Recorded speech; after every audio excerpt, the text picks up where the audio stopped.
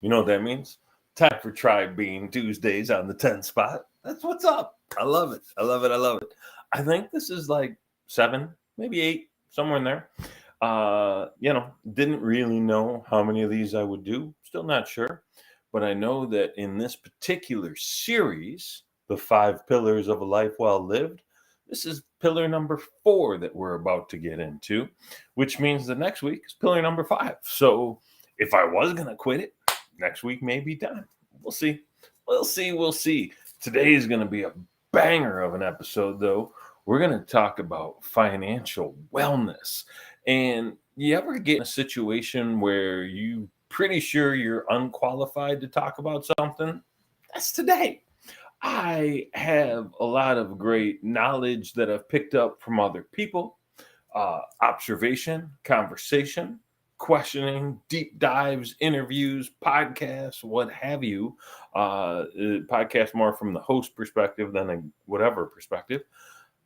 So I know some stuff, but I haven't experienced some of these things as intimately as some of the other areas that these 5 pillars talk about. So I feel like I have to have a disclaimer. So there's the disclaimer. So let's get into this because it is 10:01. And, when we do these try being 10 spot things, we try and be on time, folks. I know it's crazy, especially if you know me. I got to tell you something. I got big news, big news. Actually, I'm going to tell you that there's big news, and I'm going to tell you what that big news is in a few minutes because that's what we do. That's like the radio business. Don't touch that dial. Stay tuned. It's coming up at the top of the hour. It won't be at the top of the hour because, that's past, but it won't be at the bottom of the hour because I won't be here that long. It'll be sometime before the quarter of the hour. You can bank on it. All right, let me open up this little presentation, get an idea of where this is, so you can color along with me in the little coloring book. Oh my God, the coloring book. I wish I could share that with you because it makes me laugh so dang hard. Yeah, that's more like a Facebook page thing though, so you're gonna have to go over and follow me. Try being on Facebook, and maybe I'll share it there. Super inappropriate and hilarious. I'm a big fan of those things. All right, without further ado, let's get into the screen sharing action. We're gonna do that.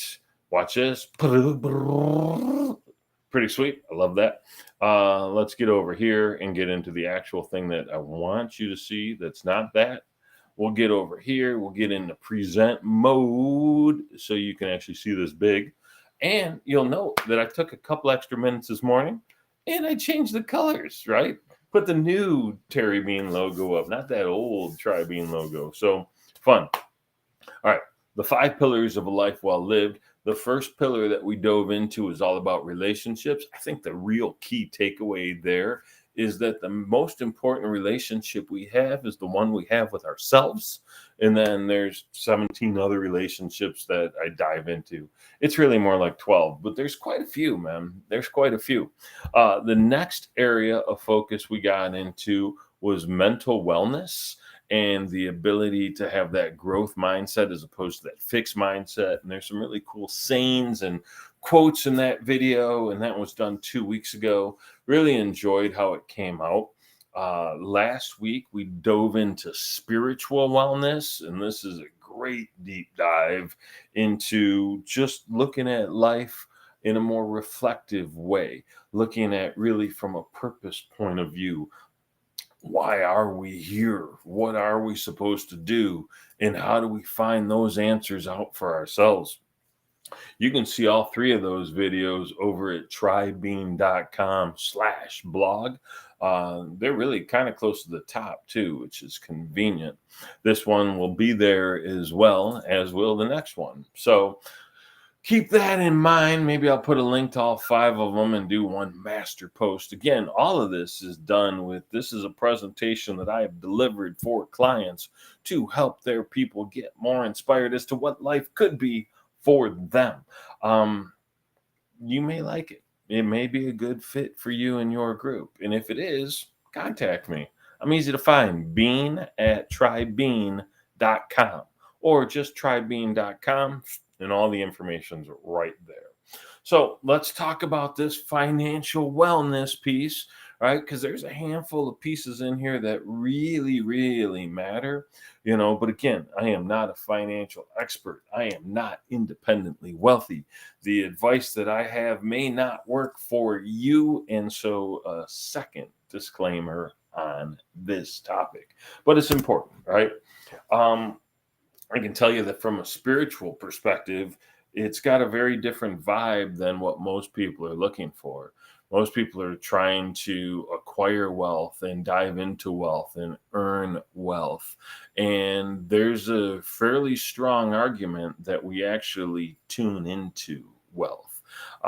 In fact, I was just listening to a video the other day about this construct that we need to activate our root chakra. I know you're like, whoa, this is getting weird quick. But there's a frequency, and Nikola Tesla would be the first one to tell you that life is nothing more than frequency and vibration and resonance.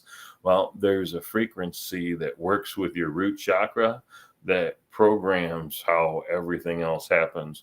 Fun fact, you can go to Spotify, you can go to YouTube, you can go to Sound Bass Root Chakra and play these funky tunes. White boys, go get it.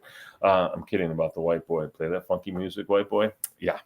Anyway, it's interesting. And I've been testing it out for the last week or so since I read this video or watched this video, excuse me. It seems to have some efficacy, and I'll keep reporting on the root chakra sounds. But important note, tune into abundance, right? Don't chase abundance. Sometimes it's easier to just sit still and let it find you if you're doing the right things. So I want my money to go out and do those right things. And part of that time is, having fun and getting the work. But here's what I know about my money. It's lazy, right? It won't go do the work. It would be like I'm on the beach, I'm gonna hang out here, and I'm not gonna go get any friends. What we really need to dial into is this idea of putting our money to work for us, right? So, Kevin O'Leary from Shark Tank says it best. I want to take my money, I want to put it out into the world. I wanted to go make friends with other people's money, and then I wanted to recruit those monies and bring them back to me. I want my money to make an effort. And to be able to do that, honestly, we have to be smarter with our money. We have to be more intentional with our finances. We have to have a plan that is more than I'm going to save 10%, right? It's a matter of where are we investing it. And quite frankly, the single best investment that we can make with our money is in investing into ourselves so that we can level up our skills, we can level up our performance, we can level up our abilities to earn some more money, and then to get smart enough to be able to put that money to work to make more money. Because there's a big difference in the top picture and the bottom picture. The bottom picture here, this dude is working for his money. You can see the money back there, man, just waiting for him to do something. If that money had a whip, that money would be cracking it. On the top side, this guy has his money working for him. And that's the shift in mindset that we got to get to, right? Are you working for your money, or is your money working for you? So get there, and take me with you, please, right? Because like you, I want to thrive, right? I want to do big things. And don't get me wrong, man, I'm not sitting here complaining. We do plenty of big things. I have a blessed life. It's goofy, right? It's so much, so far up the first world problems food chain that I'm not complaining by any stretch of the imagination. But like everybody else, you start to look at where you are versus where you could be or where you want to be or where others are, and you see that gap, and money's an interesting